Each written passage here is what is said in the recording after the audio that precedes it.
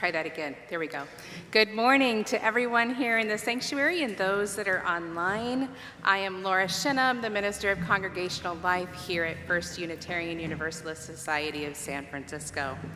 I'm joined on the chancel today by my colleague in ministry, the Reverend Vanessa Southern, our ministerial intern, Mark Caswell, and our talented worship associate, Mari Magaloni Ramos.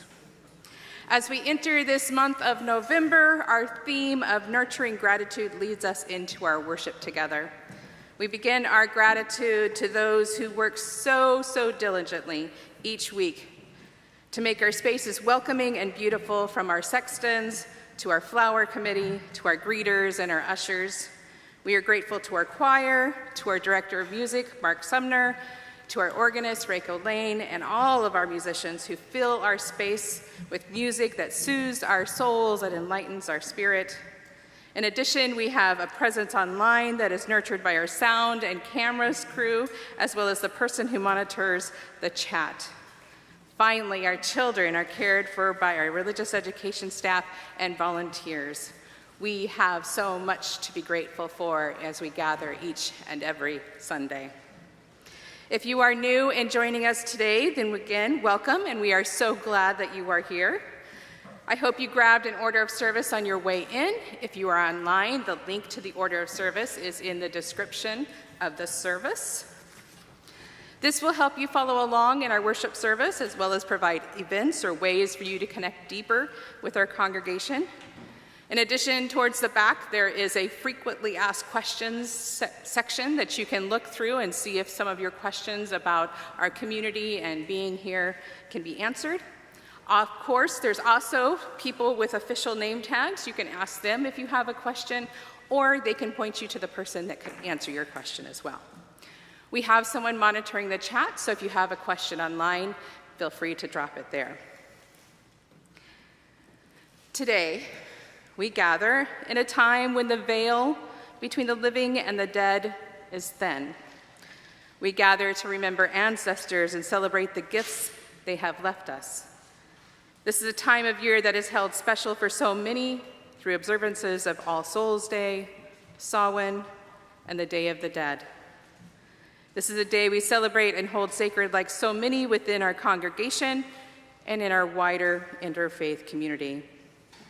We come together to nurture gratitude for our ancestors who left us the gifts of love, story, and meaning that we take into our present days. I want to thank those who created our ofrenda in the gallery. Thank you to Dolores Perez Hilburn, Thad Smith, Mari Magaloni Ramos, our senior minister, Vanessa Southern, and Robert Delo and Francisco Castellanos for hanging up our Papo Pecado. Just to let you know, if you don't take home the items on this ofrenda after the service, or any objects of memorial, they will be taken outside to the larger ofrenda and remain there for the next couple of weeks. So if you want to take them home today, please do so. Otherwise, they'll move to the larger ofrenda. Now, in the spirit of those ancestors and the sacredness of this time, I invite you to bring the fullness of your heart to this hour, to this time of gathering. May this time we spend together this morning re-energize us for the week ahead and what it calls us to do. Let us enter into a time of worship, a time we set aside to honor the worth of this community and this faith and what it brings into our lives. Welcome.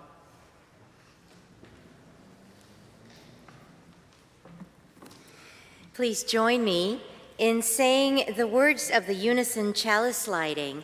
If you're at home and you have a chalice or a candle, you may get it now and say the words with us. We light this chalice for the light of truth, the warmth of love, and the fire of commitment.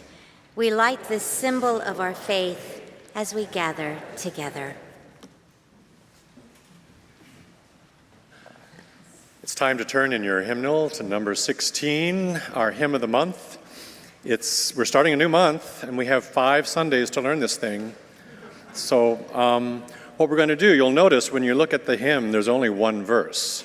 So in order for this famous tune, this shaker tune, to turn over in your head easily, we're going to add hopefully some new verses as we go throughout the month. But let's stand because it's a dancer song. It's a dancing song.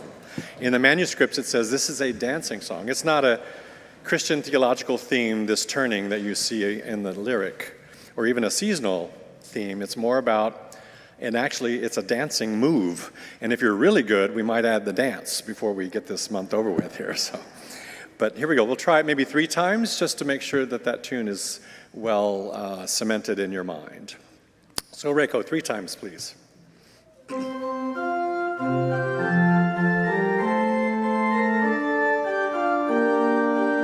You can improvise dancing as we go.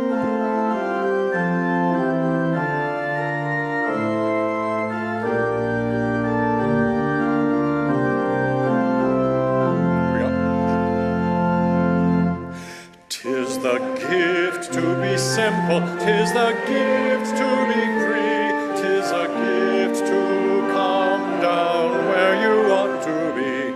And when we find ourselves in the place just right, 'twill be in the valley of love and delight.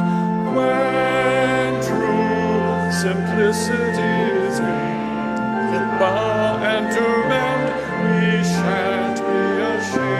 So turn will be our delight, till by turning we come round right. 'Tis a gift to be simple, 'tis a gift to be free, 'tis a gift to come round where we ought to be. And when we find ourselves in the place just right, 'twill be a valley of love and delight. When true simplicity is gained, to bow and to bend, we shan't be ashamed. To turn will be our delight, and by turning we come round right. One more time. 'Tis a gift to be simple, 'tis a gift to be free, 'tis a gift to come down where you ought to be. And when we find ourselves in the place just right, we'll be a valley of love and delight. When true simplicity is gained, to bow and to bend, we shan't be ashamed. To turn till by turning we come round right.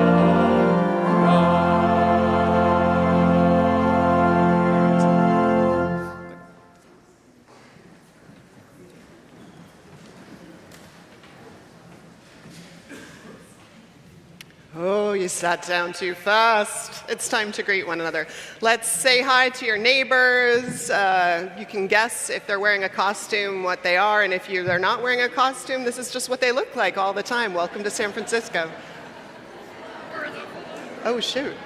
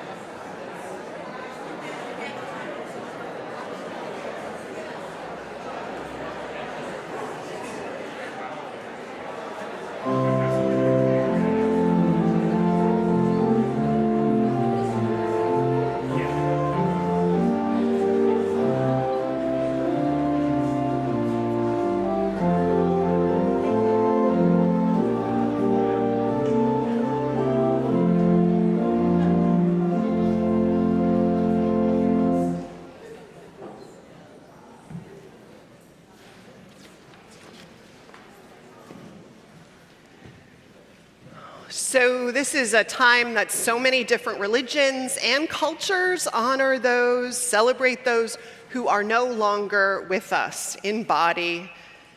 In fact, many religions and cultures have very specific rituals. Maybe your own family or community of origin that is not Unitarian Universalist has those. Things and moments and ways you have to remember people, express your gratitude. Maybe your family has your own rituals. We will do one here in service today.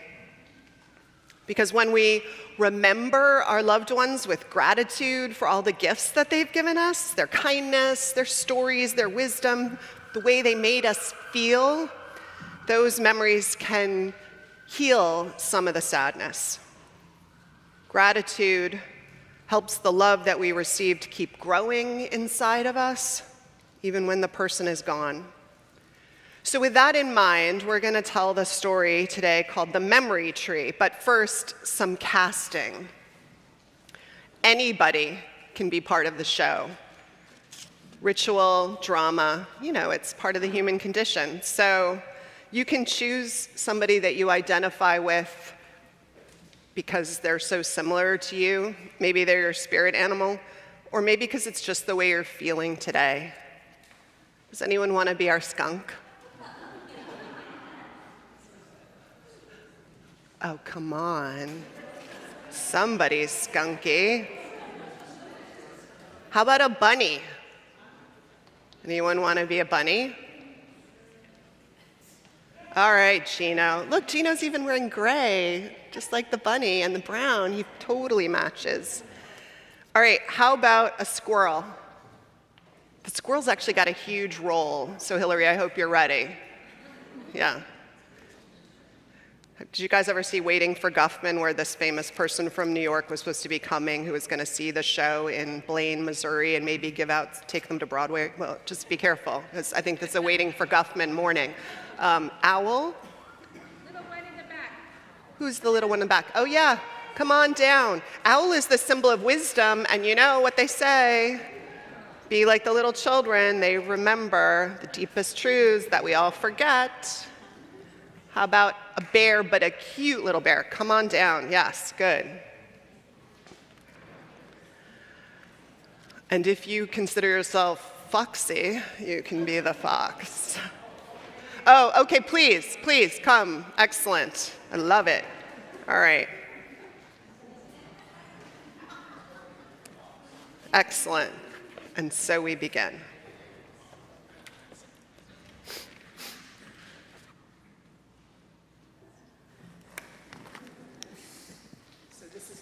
So just come.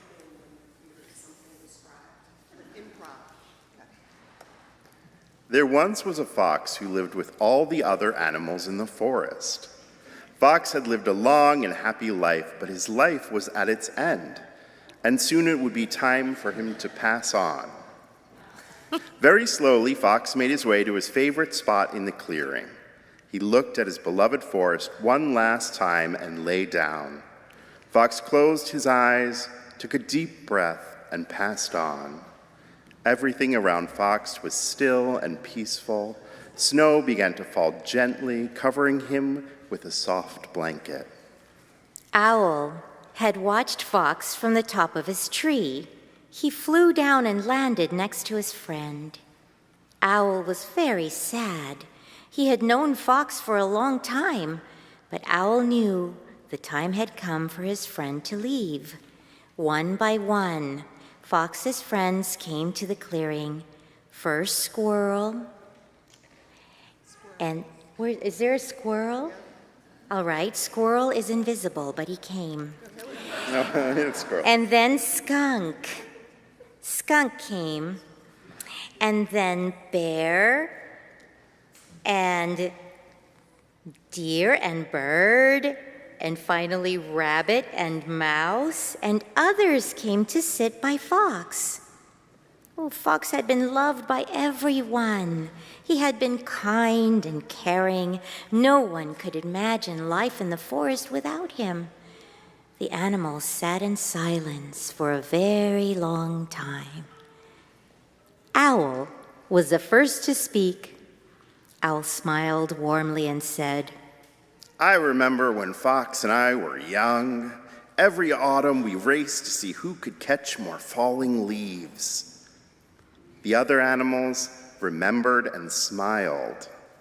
Mouse said softly, I remember how Fox loved the sunset. He always sat at this exact spot. The animals remembered. Many of them had joined Fox, watching the sun go down. It was a happy memory, and their sad hearts filled with warmth. Bear remembered how Fox had looked after the cubs one spring. Rabbit smiled when she told the story of how Fox had played tag with her in the tall grass. Squirrel talked about Fox helping him dig up nuts in the deep snow last winter and giving him hints for how to remember where he buried them. One by one, the animals remembered their favorite stories about Fox. Fox had touched the lives of all the animals in the forest with his warmth and kindness, and taught them lessons about how to live life with joy and connection, and they all smiled, remembering. While the animals talked, a little orange plant grew out of the snow where Fox was lying. Small and delicate at first, and hardly noticeable, the plant grew bigger, stronger, and more beautiful with each story. The animals talked about Fox all through the night. And now I'm going to invite all of us to close our eyes and imagine the plant growing stronger and bigger and taller with the stories of all the friends in the forest. And it grew, and it grew, and it grew, and then, open your eyes. It had grown into a small tree. The animals saw the tree and knew that Fox was still a part of them. During the days and weeks and months, the animals remembered many more stories about Fox. Their heavy hearts began to feel lighter. The more they remembered, the more the tree grew, higher and more beautiful, until it was the tallest tree in the forest, a tree made from memories and full of love. Fox's tree was big and strong enough to shelter all the animals. It was always buzzing with life. The birds built their nests among the leaves. Owl raised his grandchicks on the branches. Squirrel and skunk found a cozy home in the trunk. The bear and deer and rabbit slept in its shade. The tree gave strength to everyone who had loved Fox. And so Fox lived on in their hearts forever.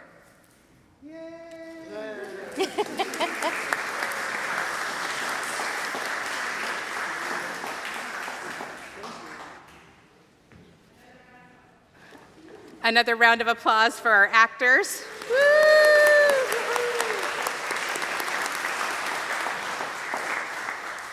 What we love about this story is how it reminds us that when someone we love is gone, we can keep them alive in our hearts by remembering the gifts they gave us. Their friendship, their laughter, their help. Every thankful memory is like a leaf or flower on the tree, making it grow strong. It reminds us that our UU value of gratitude helps heal the sadness of loss, and it turns our memories into something that can keep giving comfort and joy for a long, long time. And that is our story. Now is the time in our service where we come together to honor those promises that we make to each other, and one of those promises that we regularly do each service is our covenant. I ask you to rise and share with me the words in your order of service. Love is the spirit of this church, and the service is its prayer. This is our great covenant, to dwell together in peace, to seek the truth in freedom, and to help one another.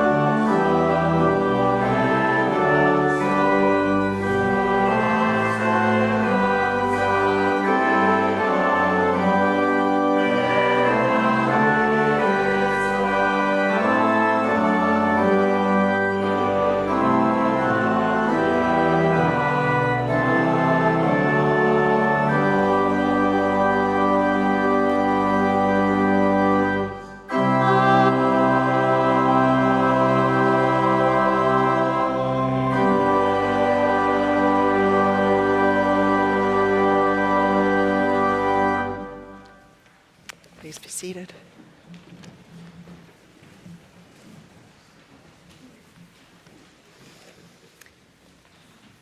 Each year, around this time of the year, I would always feel this sinking in my heart and gut.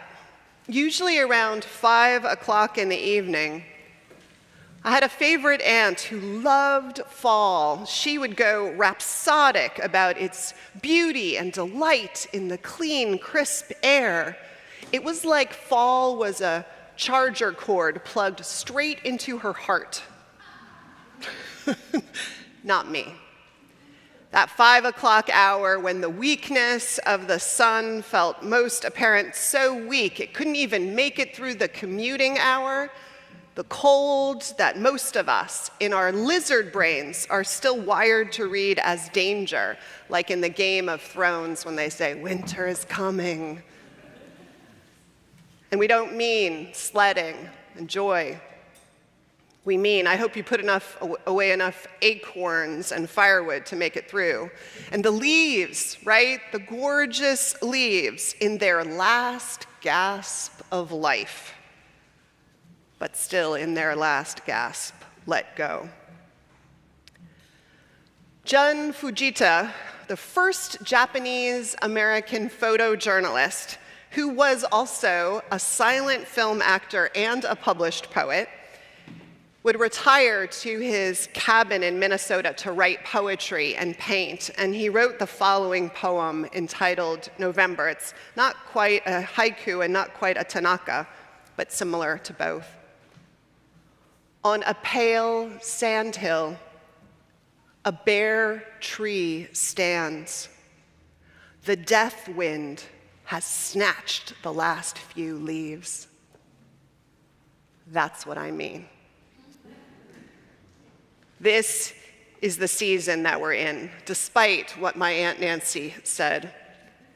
And for so many generations, our natural world in this northern hemisphere gets taken to a place in our hearts and minds where we feel closer to the proximity of loss, up against the living and the dying, separated by this veil, but brought closer, it felt, by the weakening sun.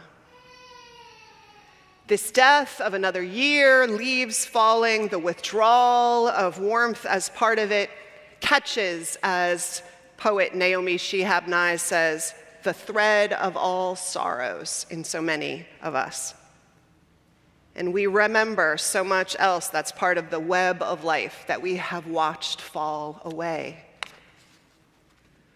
One way to hold our sense of loss is to witness to it, to those we've lost and why we miss them and what they left behind.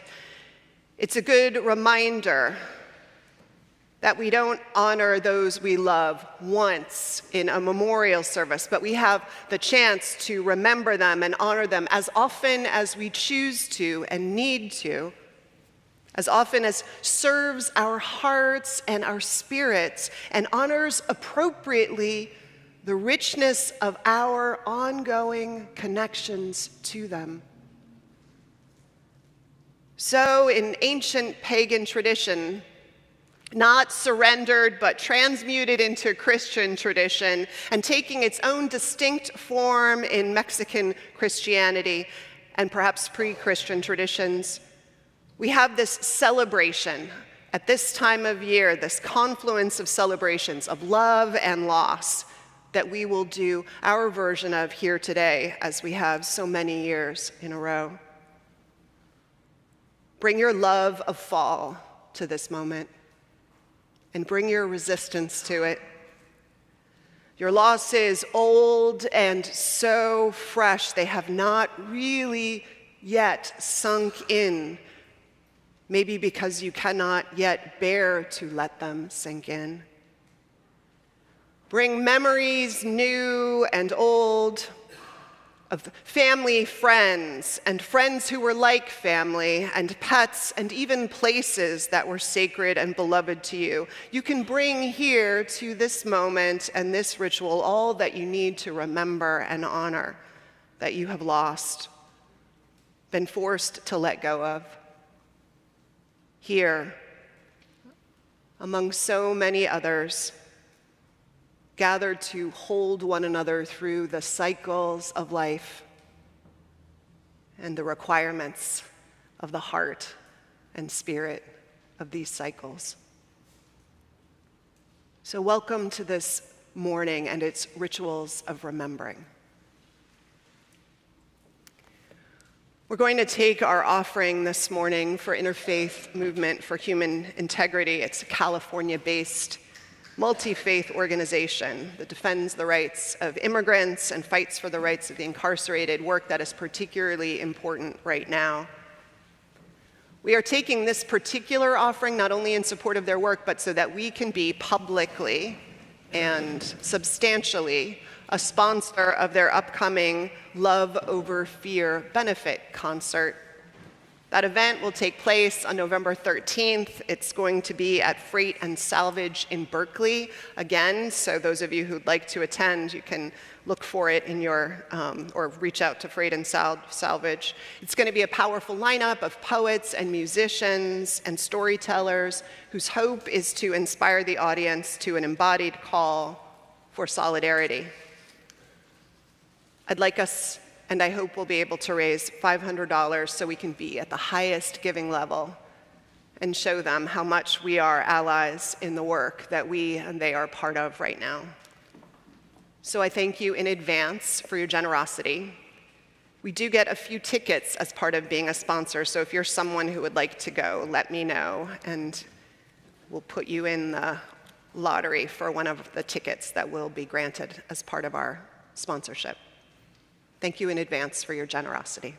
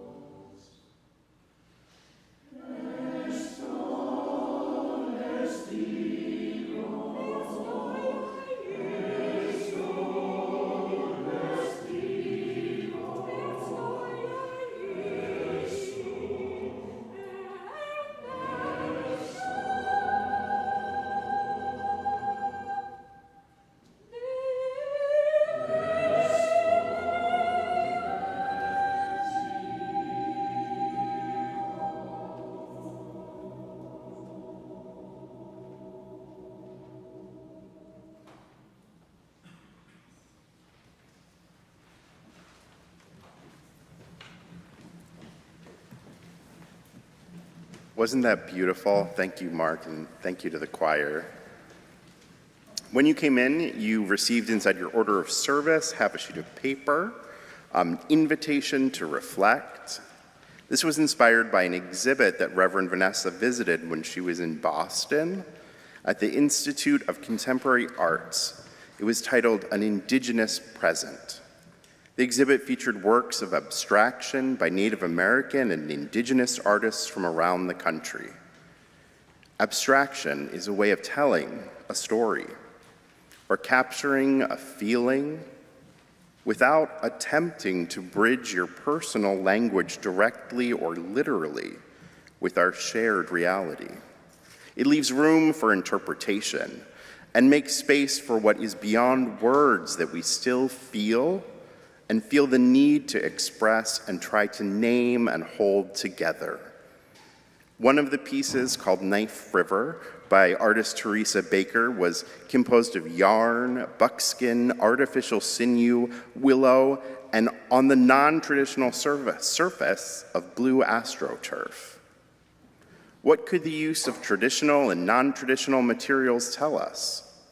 What intergenerational truth is being revealed? A side room contained photos and video interviews with Native and Indigenous folks about their life and experience. In one corner of that room, there was a place to write and hang messages for others to read. The invitation was to name something you wanted remembered or wanted to share. It occurred to Reverend Vanessa, what we want to pass on and what we know is often something someone else has taught us, a lesson or a skill that they have passed on to us. So in this time, when we reflect on those we have lost, we thought perhaps it would be nice to reflect on what those we lost have taught us and capture that too. As we stand at the tree that, like in our story, is watered and grows stronger when we share our memories and the legacies of wisdom and love that others leave behind. In that spirit, I invite you into some time of reflection and release. If you hadn't already, please take a moment to jot down or draw who you wish to remember and what they taught you. Be inspired to allow for abstraction in sharing your intergenerational learnings. We'll take a few moments now.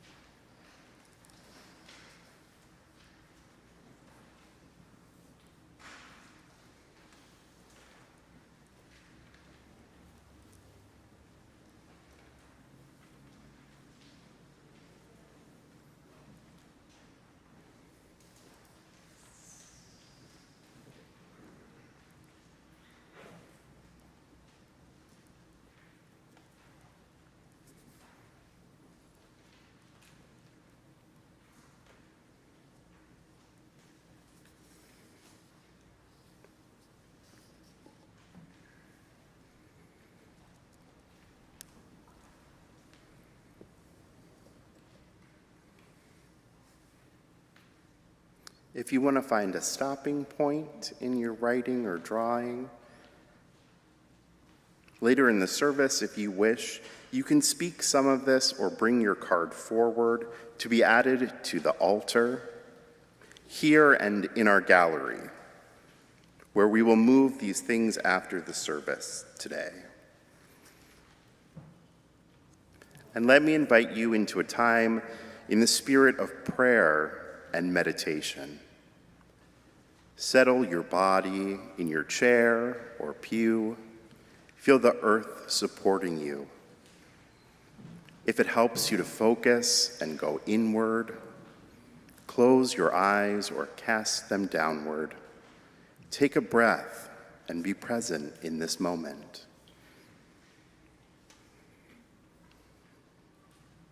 As the earth turns and the days get shorter, Let us greet the coming change as a welcome friend during this season of contemplation.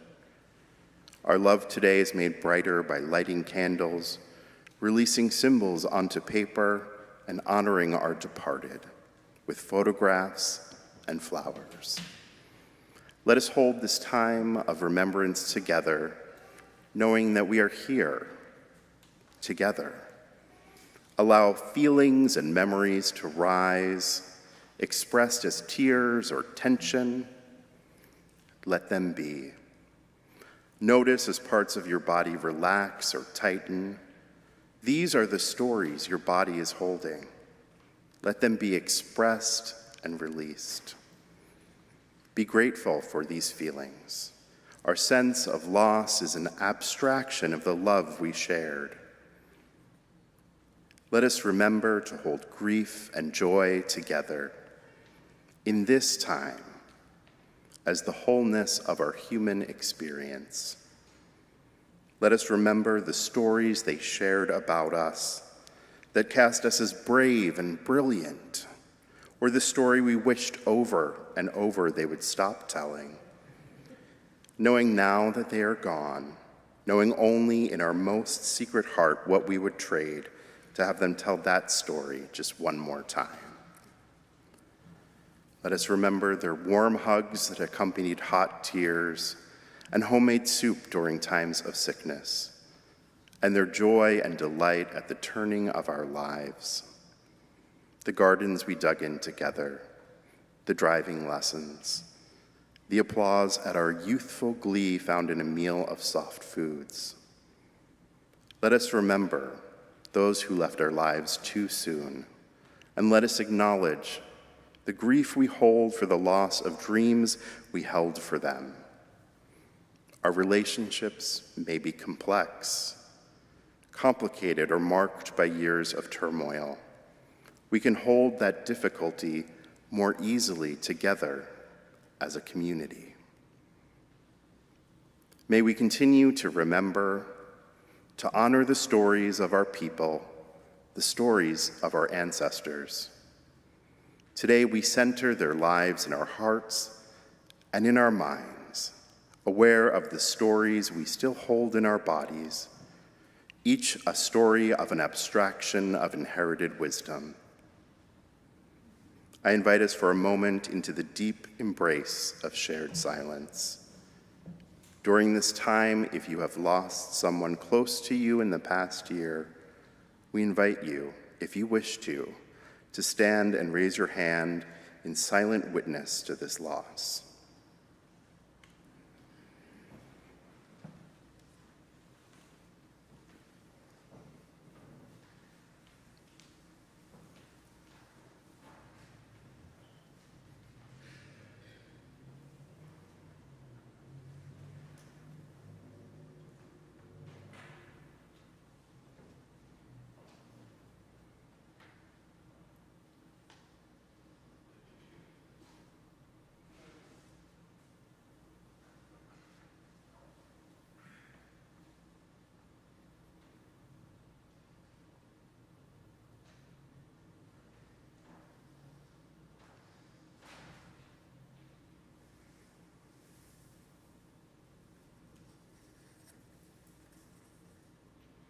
Amen.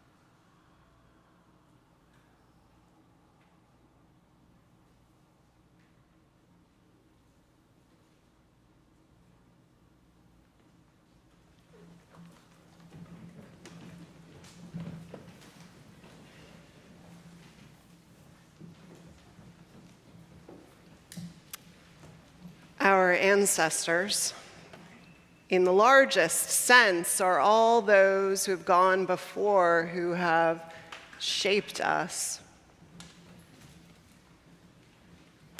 Back through time, they are the ones that you and I often feel, imagine, know to be a presence beside us, with us, inside us, planted forever there, or maybe present as a cloud of witnesses that gathers around us, that cloud of witnesses we often speak of, that grows larger the longer we live, doesn't it?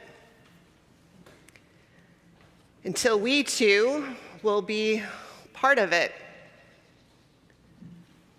So I invite you each, as you wish to, in a few moments, to come forward with a name of who you would like to be called into this space this morning.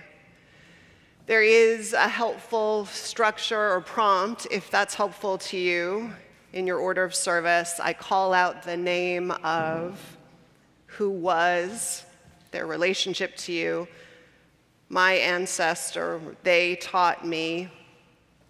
Then speak their name again, and we as the community will respond together, and let's practice. Presente. So I call out the name of Dr. John Robos, who was the father of my best friend from 7th grade on and passed away 2 weeks ago. He taught me the importance of excellence, but also mischief and loyalty. Dr. John Robos. Presente. If you have a photo or a memento of the person whose name you're speaking, please bring that forward. We can put it here. There are clips for hanging photos.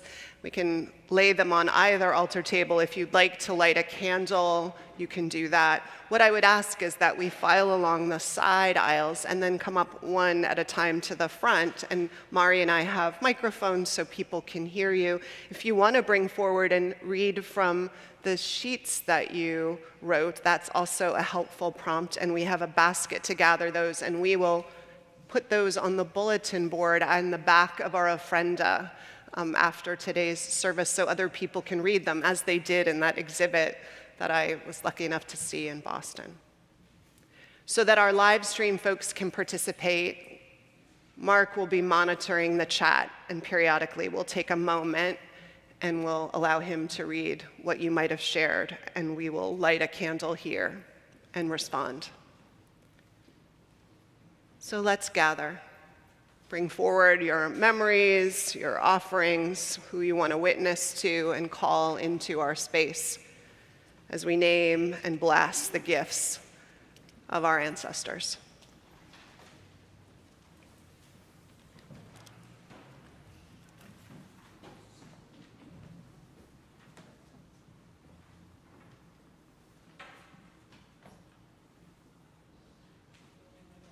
Harold Chapman. I've mentioned him before, but I miss him so much sometimes. Harold Chapman, presente. My father, Marcel Quenneville. From him I learned unconditional love and appreciation of the ridiculous. Marcel Quenneville. Presente. My sister, Diane Pekarik, from whom I learned that anything we do together, it can be fun and it's important to be happy. Diane, presente. Tom Mohan, who was a lifetime friend. He taught me how to be a proud gay person. Say his name again. Tom. Presente. Debbie Brennan, she taught me to appreciate life. Debbie Brennan. Justin Vanderlaan, my father. He taught me how to be a parent. Say his name again. Justin. Justin Vanderland. Presente. Do you want me to hold this for you? Yes. I want to show you this photograph. A lot of you probably know it. This was done of Martin Luther King by my dear friend George Conklin, Methodist minister, who died, and whose daughter, beloved Karen, died 1 month before he did. And this is the last picture I took of Karen one night when we ran into them at a little club that played music. And Say their names again. George Conklin, he's here, and Karen Conklin. Presente.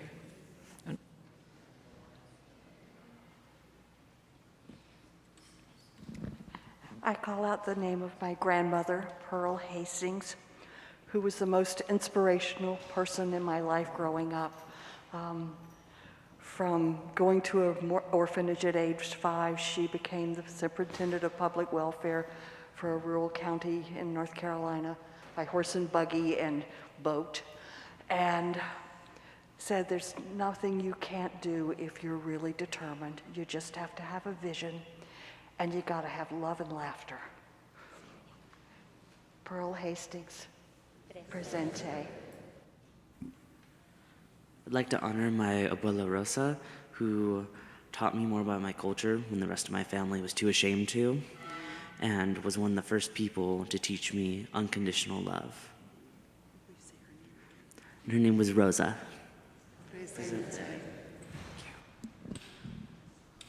I wanted to speak about my grandfather. He was an Irish immigrant, and he came over to this country and worked on the railroad. He only had a 4th grade education, but he was very inspirational to me. He told me to always be strong, to help the poor, to help those who don't have a voice, and also to never cross a picket line. Say his name again.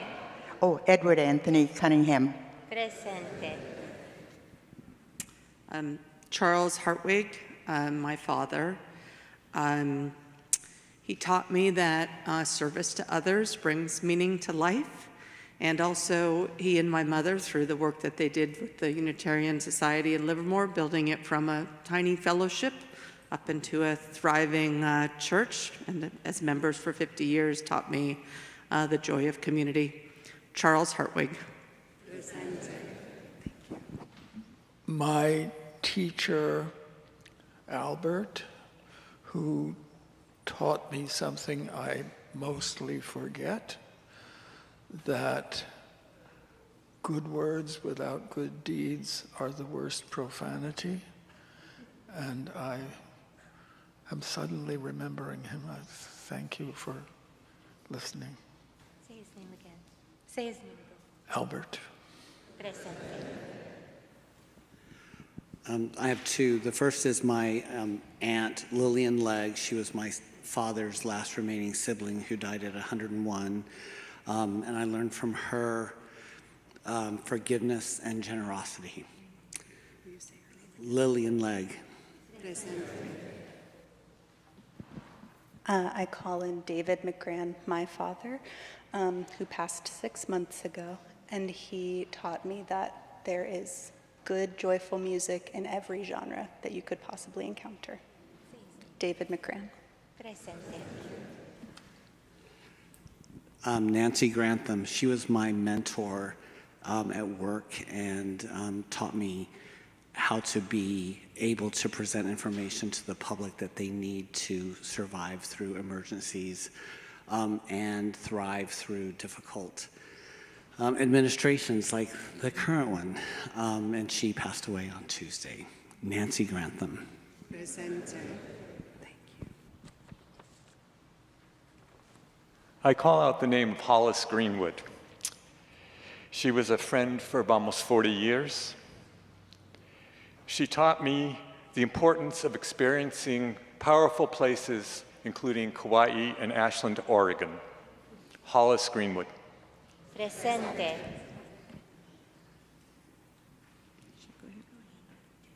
I call out the name of Leslie Rife, who is my husband and father of my younger son. And from him, I learned that to be loved is not dependent on how much I accomplish or get right, and that it is important to be part of a spiritual community.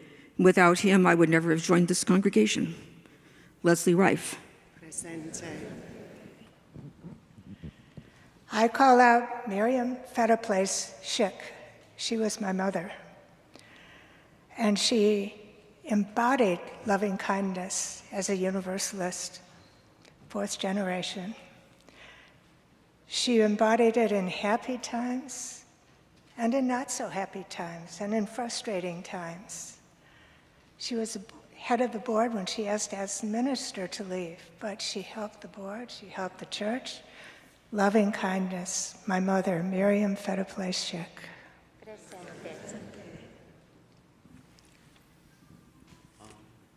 I've lost several people.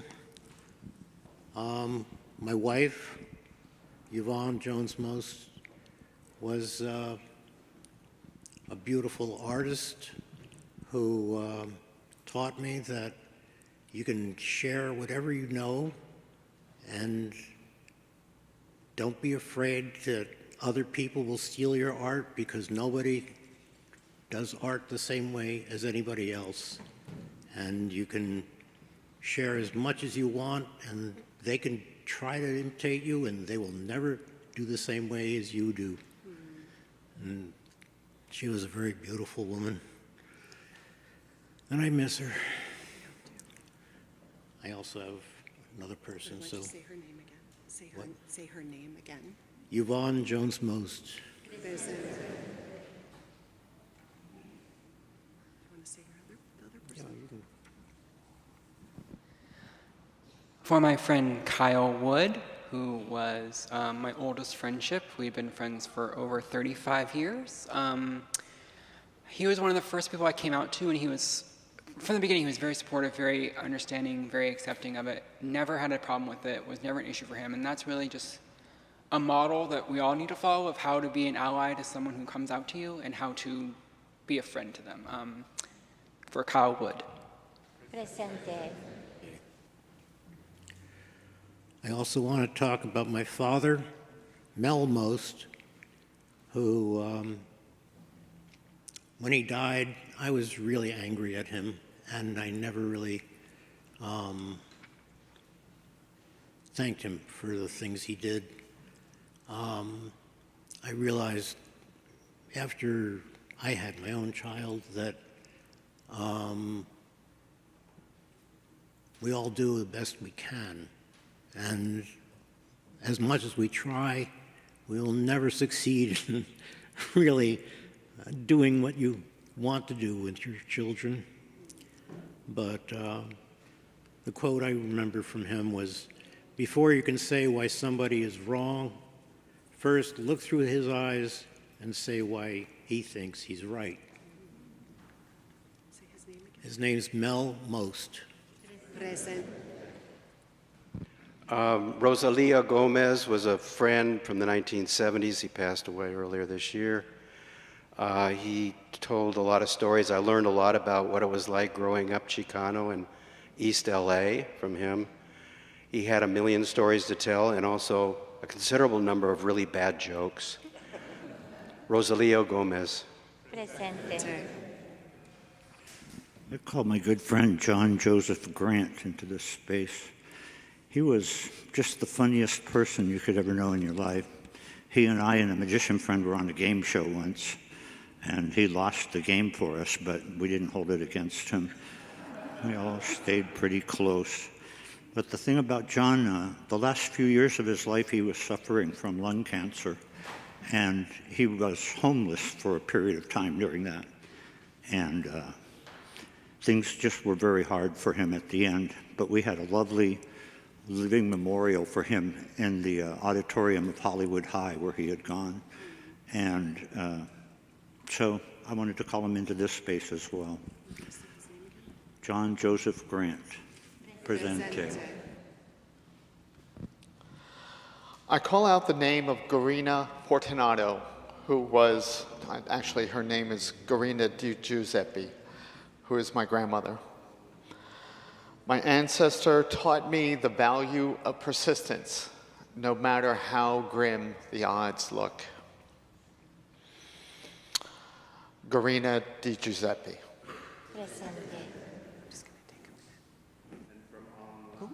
From online, Carrie Parker calls out the name of Leslie Bader, who was my friend and coworker for so many years at UUSF. Leslie Bader, presente. Julia Wald calls out the name of my brother Kit Poole, who taught me to have fun playing games as a child and to care lovingly for others when we were adults. Kit Poole, presente. And Diana Bacon lifts up Christine Ellen Mates-Wiley, my mother-in-law. From her I learned to be kind to myself as I parent my precious children. Christine Ellen Mates-Wiley, presente.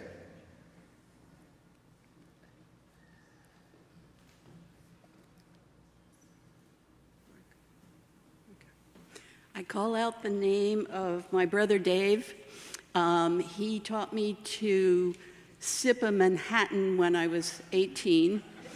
And no matter what dumb, awful thing just happens to you, to throw back your head and laugh. David Jeffries. Presente. I forgot to say what George Conklin taught me. George Conklin taught me that it's possible to run videos under a dictatorship, which he taught people to do internationally. I spoke to him earlier. George Conklin. Presente. And now I call out the name of Anne Fagan Ginger. Anne Fagan Ginger was the youngest judge, female judge in the United States, and the first one at age 26. She could not get a job anywhere. And so she did a lot of filing for other attorneys. And eventually, what she did was write books. And she died at age 100. And there will be a service for her at the Berkeley Fellowship, the beginning of December 2nd.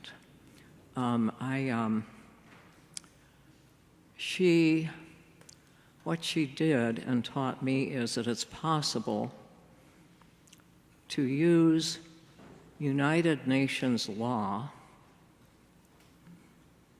and apply it to any country in the world, including the United States of America. So right now, her work is becoming prominent again. There are law books all over the world in different languages and in all of our law schools by Anne Fagan Ginger. Presente. And I guess I need to speak to the fools, because we've had several people die in the last several weeks. One of them was Robert Harry Roven. Here he is. And Robert Harry was an actor on Broadway when he was a young man. And he also became a poet. And he taught people how to extemporaneously write poetry. And he did this for many years in many places, including in homeless shelters, at the Faithful Fools, and wrote a book about it. And we miss him dearly. So that's Robert Harry Roven. Presente. And then there's Sister Addie, Franciscan sister. I don't have a photograph of her today. There was a memorial service for her in Little Falls, Minnesota, at the Franciscan place, and Carmen Varsity was with her when she died several weeks ago. So, Sister Addie. Presente. last one is a cat. This is Nikama. She is my adopted younger sister in Jerusalem's cat. And I have known Nikama since she was about 6 weeks old. And she recently, you can see here, she's sleeping on top of Noga. And her husband, Shimon, sent me that photograph. And she died 2 weeks ago in the arms and the hands of Noga. And she taught me how much pets know. Animals know. She knew exactly how different people felt, and she would go to comfort that place that was hurting. And I know that other animals do this. For instance, Finn does this. Hillary's little pet, little dog. And so I just wanted to call out Nikama. Presente. Thank you.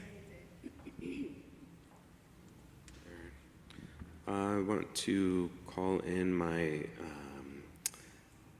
Charles Xavier, my beloved Weimaraner. He was 90 pounds. And Charles taught me joy, appreciating the moment, quiet moments, adventurous moments, what it means to let go, and the importance of snacks on the couch before bed. Charles Xavier. And if I may also, Presente, thank you. Call into this space my mother, Lynn White, who passed away recently also. Yeah, sure. My mother, Lynn White, who passed away recently. And she taught me a sense of justice and equality in the world, and a fierce sense of survival. And I miss her dearly. Lynn White, thank you. Thank you. I want to call out my younger sister, Susanna Voss, who died too soon of MS, but she taught me about sweetness, vulnerability, and courage. And she was a wonderful, wonderful singer and was singing till the day she died. And here's a picture of her in front of Alice in Wonderland in Central Park. Susanna Voss.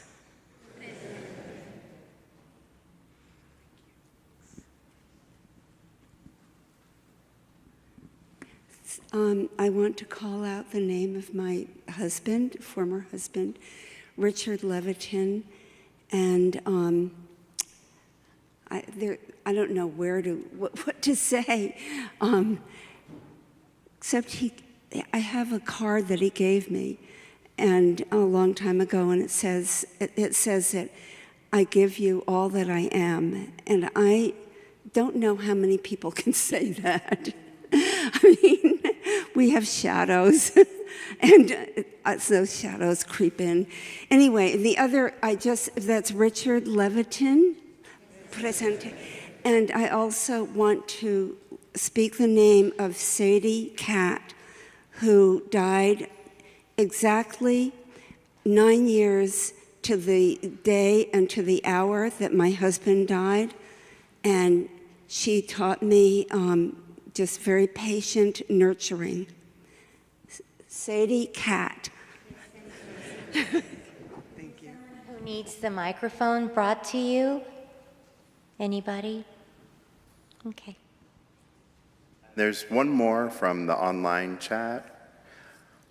Adam Vaquera lifts up the name of Kevin Livia, my childhood best friend who taught me to keep going despite it all.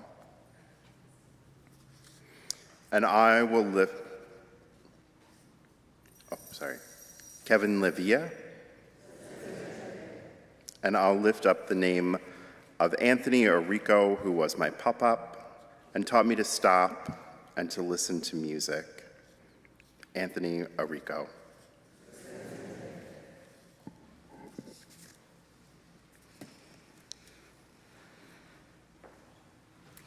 Now that we have our offerings and we have our beloveds, our ancestors here with us, we'll do a blessing in gratitude and invitation. It's a poem called Feeding You by Carmen Tafoya. I have slipped chile under your skin, secretly wrapped in each enchilada, hot and soothing, carefully cut into bitefuls for you as a toddler, increasing in power and intensity as you grew until it could burn forever. Silently spiced into the rice, soaked into the bean caldo, smoothed into the avocado, I have slipped chile under your skin, drop by fiery drop, until it ignited the sun altar fire in your blood. I have squeezed cilantro into the breast milk, made sure you were nurtured with the clean taste of corn stalks, with the wildness of thick leaves, of untamed monte, of unscheduled growth. I have ground the earth of these Americas in my molcajete until it became a fine and piquant spice, sprinkled it surely into each spoonful of food that would have to expand to fit your soul. Dear mijo, dear mija, dear corn, chile, cilantro, mijos, this is your herencia. This is what is yours. This is what your mother fed you to keep you alive. Buen provecho, queridos ancestros. Welcome home. Welcome today to be with us. May our gifts bring you nourishment. We thank you deeply for the nourishment you've given us. Welcome back today. Gracias a la vida. Amen.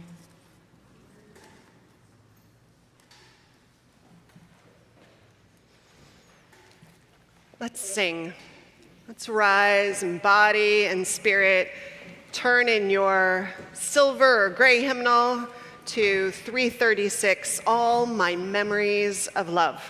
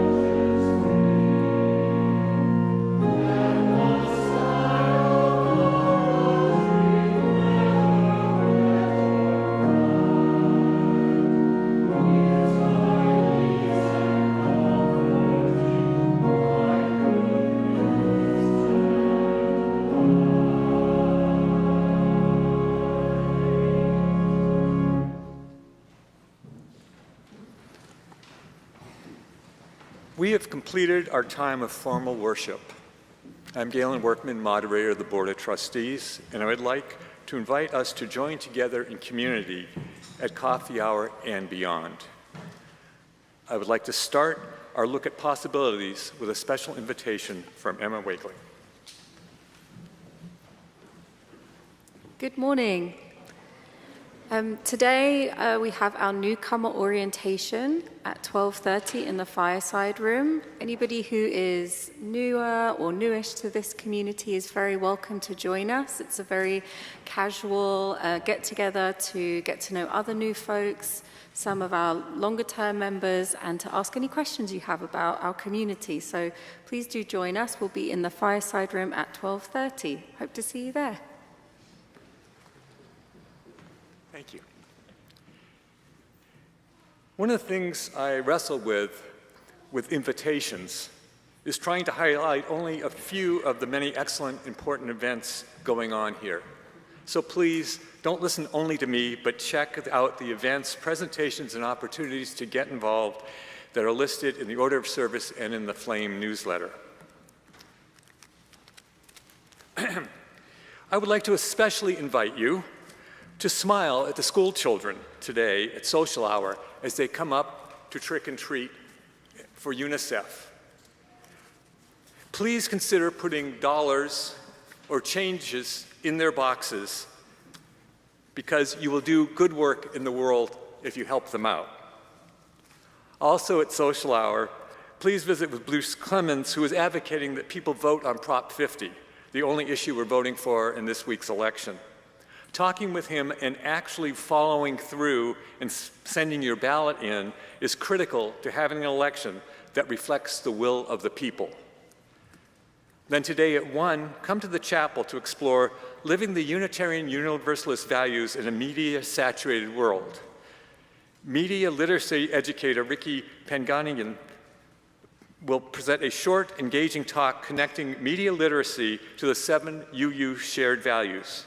Come learn how we might live with the UU shared values of love, interdependence, equity, transformation, pluralism, generosity, and justice in our online and real-world lives. That's today at 1. And beyond today, please consider joining at least 2 excellent community gatherings next week. First, our community, UUSF, and the San Francisco Quaker Meeting are joining together to present a screening of the Oscar-winning documentary film, No Other Land, on Saturday, November 8th from noon to 3 p.m. After the film is shown, speakers will invite viewers to discuss the film, how the situation in the West Bank can be solved, and what people of all faiths in the United States can do to help achieve this. Then on Sunday, November 9th, after worship, at 1:30, the Star King Way performance series Melodies closes the successful first year with the Bernal Hill Players presenting Americas, a vibrant chamber music celebration. Performers include our own Jennifer Perringer on piano, so please come for that. Phew, what fun, what important fun. Now let us celebrate being in a loving community. Let's enjoy social hour together.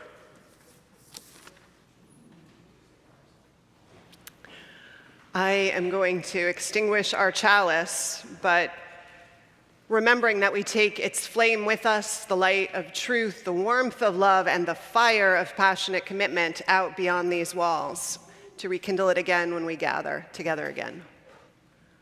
And I'd invite you, as you're able, to rise, join hands as we say our benediction.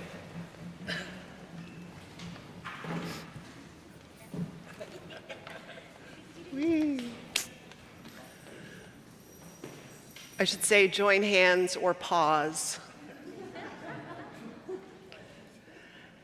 And now in our comings and our goings, may the light of love shine upon us.